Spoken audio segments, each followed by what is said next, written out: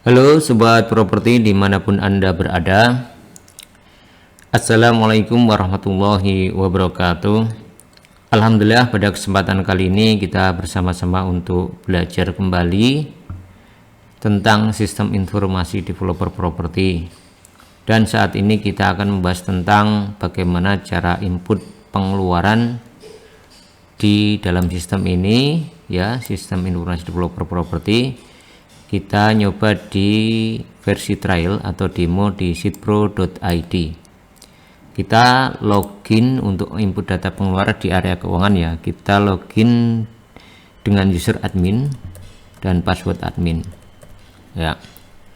Anda juga bisa langsung buka di browser masing-masing. Nah, nanti kalau sudah beli, user dan password bisa Anda sesuaikan, ya. Misalnya namanya Pak Budi, maka bisa diubah usernya Budi, passwordnya misalnya Budi 123 dan seterusnya. Oke, kita login langsung aja. Kita pilih perumahan yang mana yang tidak kita proses, misalnya kita pilih Awi Residen. Terus kemudian kita langsung menuju ke menu keuangan, ya, menu keuangan. Klik keuangan, terus kita pilih pengeluaran, draft pengeluaran. Nah, di sini ada data yang sudah kita input, ya. Kalau belum di approve, dia akan status belum di approve. Kalau sudah di approve atau disetujui oleh owner ataupun manajer misalnya, nanti tidak muncul lagi di sini, ya. Yang muncul di sini adalah data-data yang belum disetujui oleh manajer maupun ownernya atau developer. Kita input data pengeluaran, ya, dengan klik input data pengeluaran di atas ini. Oke. Kita input misalnya tanggal 7, misalnya hari ini. Misalnya kita untuk pembangunan unit ataupun HPP bangunan, maka wajib untuk pilih coupling. Nanti harus pilih, misalnya saya, ya, biaya bangun rumah. Nah, ini ada HPP bangunan, harus pilih coupling. Maka kita harus pilih coupling. Mau untuk bangun coupling berapa? Misalnya kita AR A4, ya. Terus pilih bank, jadi dikeluarkan uangnya itu dari mana, misalnya dari Warsio, keperluan misalnya biaya bangun rumah coupling, ya, A4, tahap misalnya tahap fondasi, nah gitu kan, banyaknya 1 kwitansi misalnya. Terus misalnya di sini 22 juta, 23 misalnya seperti itu. Ini totalnya jadi 22 juta. Nomor kwitansi bisa Anda sesuaikan, ya.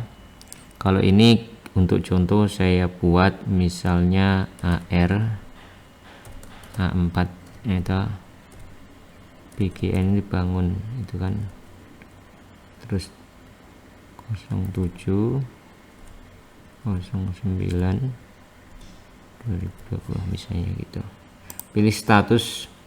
Kalau misalnya turnkey ataupun kita pakai jasa ataupun kita bangunnya itu hutang pakai kontraktor misalnya, itu bisa status hutang misalnya.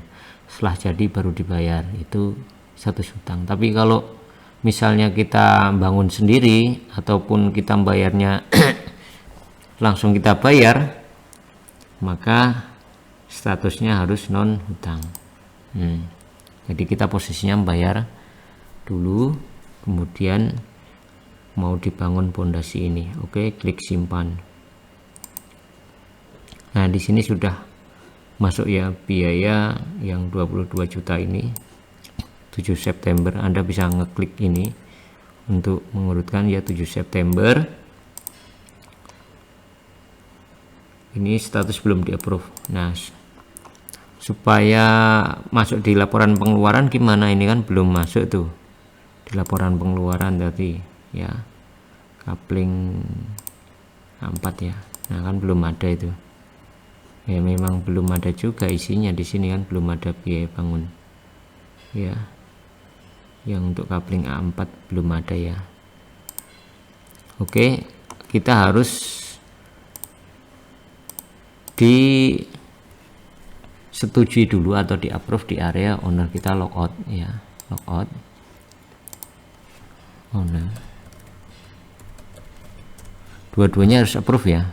Kenapa harus approve? Kita bisa lihat di sini draft pengeluaran. Kalau agak susah nulis nyarinya ini kan ya, biaya bangun rumah. Kalau udah banyak seperti ini, Anda bisa langsung misalnya biaya bangun, nah langsung muncul biaya bangun aja di sini, biaya bangun rumah ya, A4 awil residen. Kalau sudah ini kan belum di approve ya, keterangan manajernya, kita approve, kita setujui ya, ini di area owner, biaya bangun. Kan muncul nih biaya bangun coupling A4 tahap pondasi. Nah ini statusnya menunggu approval manager. Kenapa ini manager juga ikut approve ya, dua-duanya harus approve. Ini 22 juta karena di sini ada filter approval senilai 1 juta. Jadi kalau pengeluaran itu melebihi 1 juta, maka manager approve, owner harus approve juga. Tapi kalau hanya 1 juta atau di bawah 1 juta, maka cukup manajer saja ataupun pimpinan proyek saja yang approve, yang menyetujui tanpa sepengetahuan owner ya. Owner tidak perlu ikut approve ya. Jadi ada pembatasan di sini, jadi controlling pengeluaran lebih terjaga. Nah ini ya, Anda bisa rubah ya, ini di area owner ya, Anda bisa merubah sesuai kebutuhan. Setiap developer kan punya standar masing-masing. Oke, kita logout lagi di area manager, passwordnya manager ya, usernya juga manager. Saya buat sama-sama biar memudahkan untuk praktek ataupun untuk coba-coba. Oke, di awal presiden kita klik approval, terus draft pengeluaran.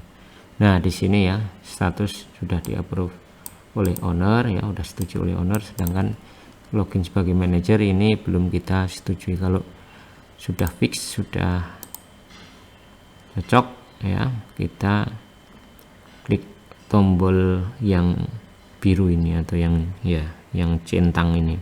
Jangan di ini ya, kalau ini dibatalkan nanti. Oke, kita klik yang centang, klik, terus klik oke. Terus sebagai manajer harus ngasih keterangan bahwa misal sudah dibayar lunas via transfer BCA, misalnya seperti itu. Jadi lebih memudahkan ya. Oke, saya simpan. Nah ini udah nggak ada. Nanti data-data yang udah pada di approve di mana? Klik di sini. Nah muncul di sini nih. Ini tadi ya, sudah dibayar lunas via transfer BCA. Ya. Ini sudah selesai, berarti udah masuk di laporan keuangan dan masuk di laporan pengeluaran. Muncul di sini. Nah seperti itu. Ini biaya bangun rumah ya untuk A4. Kita juga langsung bisa lihat nanti ya, per unit itu sudah membutuhkan biaya bangun berapa, bisa lewat dari sini misalnya A4.